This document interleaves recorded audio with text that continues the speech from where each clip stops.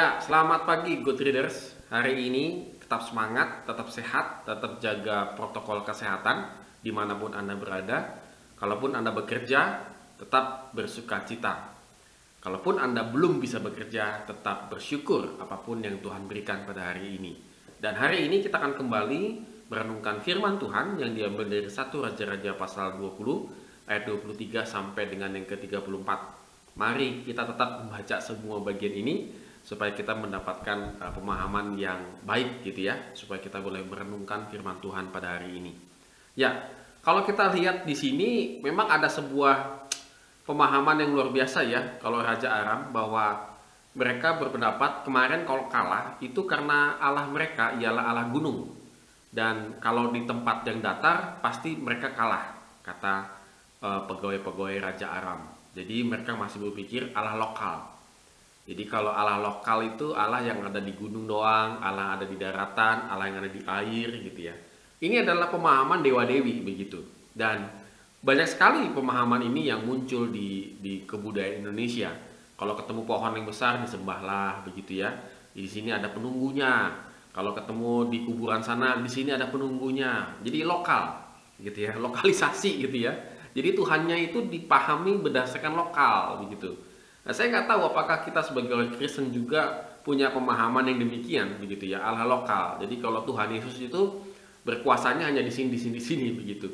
Nah, ini yang terjadi di Raja Ben-Hadad begitu. Akhirnya mereka berantem lagi dengan Ahab, berperang lagi dengan Ahab, dan kembali lagi sekali lagi bahwa Tuhan itu menolong Ahab. Aduh, ini saya juga nggak ngerti ya kenapa Ahab yang jahat itu masih ditolong oleh Tuhan.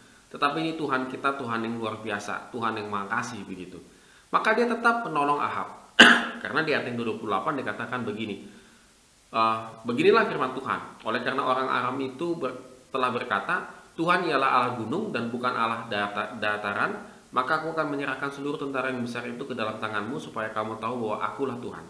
Nah, di sini kembali lagi Tuhan mengajarkan kepada Ahab bahwa aku bukan Allah lokal, aku bukan Allah yang seperti Allah-Allah yang lain.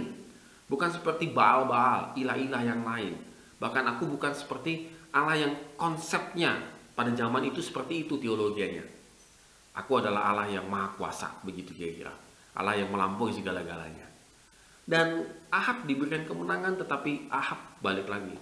Ahab malah menjadikan Ben-Hadad sudah kalah, menjadikan sekutunya dia. Malah dibagi-bagi, malah dikasih wilayah. Nah, ini heran. Tidak tahu berterima kasih Raja Ahab ini. Tapi kalau kita boleh renungkan, ya jangan-jangan kita juga memiliki pemahaman yang sama seperti Raja Ben-Hadad itu, bahwa kita seringkali membatasi kuasa Tuhan dalam kehidupan kita. Betul nggak? Kalau kita sudah menghadapi masalah, kita pasti akan bilang tidak mungkin selesai, tidak mungkin ada solusi dan lain sebagainya. Kita sepertinya membatasi kuasa Tuhan. Lokal. Jadi Tuhan kita, kuasa Tuhan itu kita lokalisasi. Kalau di sini kira-kira mungkin, pasti Tuhan bisa.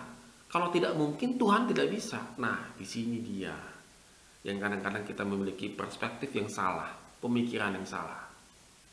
Good readers, hari ini kita kembali lagi berpikir, merenung. Apakah kita memiliki iman yang lokal itu dalam kehidupan kita sehari-hari? Tidak mengherankan akhirnya kita banyak sekali kompromi seperti Ahab dengan Ben-Hadad. Padahal Ben-Hadad sudah kalah, tapi dia tetap saja kompromi. Kadang-kadang kita sudah berhasil di satu tertentu, itu memang mungkin karena kemungkinan besarnya bisa berhasil. Jadi kita tidak mengakui ada kuasa Tuhan yang full 100% terjadi dalam kehidupan kita. Kita selalu mengkait-kaitkannya dengan segala sesuatu kebetulan dan lain sebagainya. Oleh karena itu, Good Readers, pada hari ini mari kita renungkan firman Tuhan. Apakah kita memiliki pemahaman Tuhan yang lokal, kuasa Tuhan yang lokal, bahkan iman kita yang lokal? Kalau masih ada, renungkan kembali. Amin. Tuhan Yesus memberkati kita semua.